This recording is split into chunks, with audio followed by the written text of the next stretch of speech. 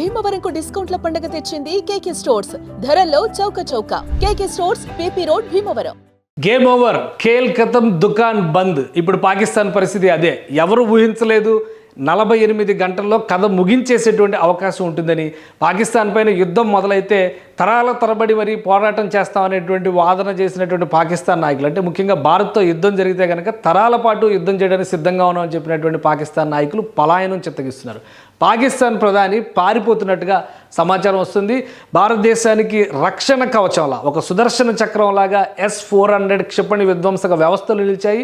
లక్ష్యాన్ని ఛేదించడంలో హారోప్కి సంబంధించినటువంటి unmanned drones, suicidal drones అని చెప్పని అంటున్నారు. ఈ డ్రోన్ వెపన్స్ పాశుపతాస్త్రంలా నిలబడ్డాయి. ఈ రెండింటితో భారత్ 48 గంటల్లోపే విజయాన్ని నమోదు చేస్తున్నటువంటి సంకేతాలు స్పష్టంగా కనిపిస్తున్నాయి. పాకిస్తాన్లో ఈరోజు జరిగినటువంటి పరిణామాలు, ఉదయం నుంచి జరిగినటువంటి పరిణామాలు, వరుసపెట్టి జరిగినటువంటి ఫైరింగ్లు, ఫైనల్గా భారత సహనానికి టెస్ట్ పెట్టి ఫెయిల్ అయింది పాకిస్తాన్. ఈ టెస్ట్లో భారత్ సక్సెస్ అయింది. అక్కడి నుంచి వచ్చినటువంటి ప్రతి క్షిపణిని నేలకూల్చింది భారత్. అదేవిధంగా కౌంటర్గా చేసినటువంటి దాడులకు ఉక్కిరిబిక్కిరైంది. పాకిస్తాన్లో కీలకమైనటువంటి 12 నగరాలను టార్గెట్ చేసి భారత సైన్యం ముప్పేట దాడి చేసింది. అటు నావికాదళం కరాచీ పోర్టుని విధ్వంసం చేస్తే, మరోవైపు నుంచి లాహోర్, ముల్తాన్, ఇస్లామాబాద్, రావల్పిండి, క్వెట్టా, ఇలా కీలకమైనటువంటి నగరాలన్నిటినీ కూడా భారత ఆర్మీ, భారత సైన్యం ఎయిర్ డిఫెన్స్ సిస్టమ్స్ ధ్వంసం చేశాయి. దీంతో పాకిస్తాన్ ప్రధానమంత్రి పారిపోతున్నట్టుగా సమాచారం వస్తుంది.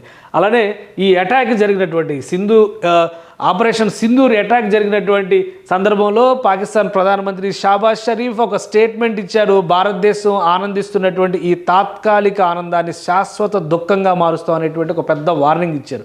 రైమింగ్ కానీ, పదాలు ఇచ్చినటువంటి ఆడంబరం కానీ అద్భుతంగా ఉంది. కానీ అసలు విషయానికి వచ్చేసరికి పలాయనం చిత్తగించేటువంటి పరిస్థితిలో ఇక్కడ ఉన్నాడు ప్రధానమంత్రి షాబాజ్.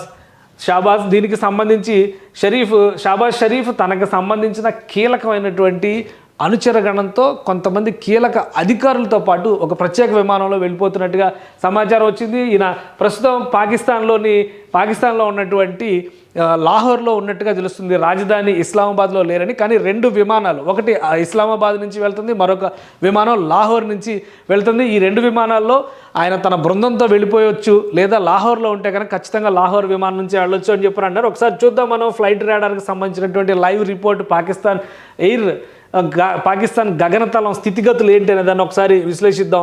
ఇక్కడ ఉన్నటువంటి పరిస్థితిని చూస్తే పాకిస్తాన్ పైన అసలు విమానాలే కనిపించట్లేదు. అలానే భారత వెస్ట్ కోస్ట్లో కూడా, పశ్చిమ భారతంలో కూడా దాదాపు అదే పరిస్థితి ఉంది. ఎక్కడ అంతా మొత్తం క్లీనప్ చేసింది. భారత హై అలర్ట్ నేపథ్యంలో 27 విమానాశ్రయాలను పశ్చిమ భారతంలో మూసేసింది. కంటిన్యూస్గా క్షిపణులు ప్రయోగిస్తున్నటువంటి పాకిస్తాన్కి క్షణం తీరిక లేకుండానే బుద్ధి చెప్పింది. సో మొత్తం మీద ఈ ప్రాంతం అంతా కూడా విమాన రహిత ప్రదేశంగా, గగనతలం అంతా కూడా కనిపిస్తుంది. ఇది పరిస్థితి. అయితే వాస్తవంగా తాజా దృశ్యాలు కొన్ని పాకిస్తాన్ నుంచి వస్తున్న తాజా దృశ్యాల పరిస్థితి ఏంటో కూడా ఒకసారి విశ్లేషిద్దాం. ఇది పాకిస్తాన్లో ముఖ్యంగా కరాచీలో అటాక్ జరిగిన తర్వాత పరిస్థితులు. భారత్కి చెందినటువంటి ఐఎన్ఎస్ విక్రాంత్ చేసినటువంటి దాడిలో, భీకర దాడిలో పాకిస్తాన్లో ఉన్నటువంటి కరాచీ నౌకాశ్రయం పరిస్థితి ఇది. అక్కడ ఉన్నటువంటి విధ్వంసకర దృశ్యాలు ఇవి.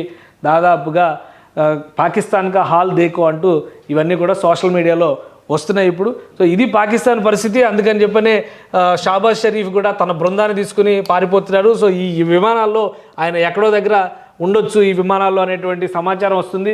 ఇక్కడ లాహోర్ టు కరాచీ ఒక విమానం వెళ్తుంది. అలానే ఇక్కడ కనిపిస్తున్నటువంటి దానిలో లాహోర్ నుంచి బయలుదేరి చాలా సమయం అయింది. బహ్రెయిన్కి ఒక విమానం వెళ్తుంది. మరోవైపు ఇస్లామాబాద్ నుంచి వస్తున్నటువంటి మరొక విమానం దోహా వెళ్తుంది. మిగతావన్నీ కూడా ఇన్ఫర్మేషన్ లేనటువంటి విమానాలు కనిపిస్తున్నాయి. ఇది క్వెట్టా నుంచి ఇస్లామాబాద్ వెళ్తున్న విమానం, ఇది అబుదాబీకి వెళ్తున్నటువంటి విమానం. సో వీటికి చూస్తే కనుక కొన్ని ఇన్ఫర్మేషన్స్ మనకి బయటికి రాకపోయినా కానీ కొన్ని సీక్రెట్ సర్వీసెస్ ఆపరేషన్స్లో భాగంగానే ఈ 4-5 విమానాలు వెళుతున్నట్టుగా తెలుస్తుంది. ఖచ్చితంగా షాబాజ్ షరీఫ్ ఆయన కీలకమైనటువంటి అనుచర గణాన్ని తీసుకుని పాకిస్తాన్ నుంచి పలాయనం చిత్తగించినట్టుగా తెలుస్తున్నారు. ఎందుకంటే ఆయన నివాసం మొత్తం కూడా ఖాళీ చేశారనేది సమాచారం వస్తుంది. అధికారికంగా ఇది ధృవీకరించడానికి సమయం పట్టవచ్చు. కానీ భీకర దాడులకి ప్రజల్ని గాలికి వదిలేసి అనేక రకాలుగా రెచ్చగొట్టేటువంటి స్టేట్మెంట్స్ చేసినటువంటి నాయకులందరూ కూడా ప్రాణాలని అరచేతిలో పెట్టుకుని పాకిస్తాన్ వదిలి పారిపోతున్నటువంటి పరిస్థితి మనం చూస్తున్నాం. ఇప్పటివరకు అనేక స్లోగన్స్ ఇచ్చారు.